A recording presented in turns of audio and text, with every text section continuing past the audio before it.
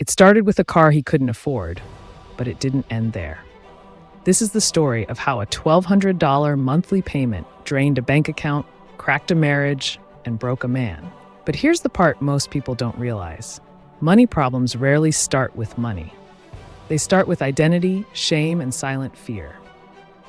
If you've ever felt even a slice of that pressure, if you've ever avoided checking your balance, if you've ever smiled in public while panicking in private, then this video might feel uncomfortably familiar. We're not just talking numbers, we're talking self-worth, survival, and hidden parts of you. People say money can't buy happiness, but it can buy misery. A financial problem is never just a financial problem. It's emotional. It sits on your chest like a weight you can't put down. I remember a period in my own life when I carried this pressure alone, pretending everything was fine while my mind was drowning. Imagine carrying a backpack that gets heavier with every unpaid bill. And that emotional weight, it knocks over everything in your life like a row of dominoes. Let's follow that chain reaction to awaken you, so you can stop it before it destroys what you love. The first victim of a money problem isn't your relationship, it's you. It starts quietly, a low humming anxiety you can't turn off. You wake up thinking about it, you fall asleep thinking about it. You open your banking app and close it again before the numbers even load. You keep every bill sealed because unopening it feels safer than seeing the truth. When was the last time you checked your balance without your heart beating a little faster? Chronic financial stress floods your body with cortisol. Your brain becomes a battlefield of what-ifs. You begin to believe you are the problem. Your net worth becomes your self-worth.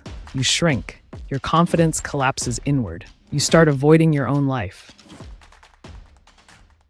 Once that internal spiral starts, money stress spreads. The first person to feel it is usually the one closest to you. Arguments over nothing. It's about fear. Communication shuts down and you talk past each other. You begin to hide things, financial infidelity. A couple arguing in the car over money, not anger. Money doesn't destroy relationships first.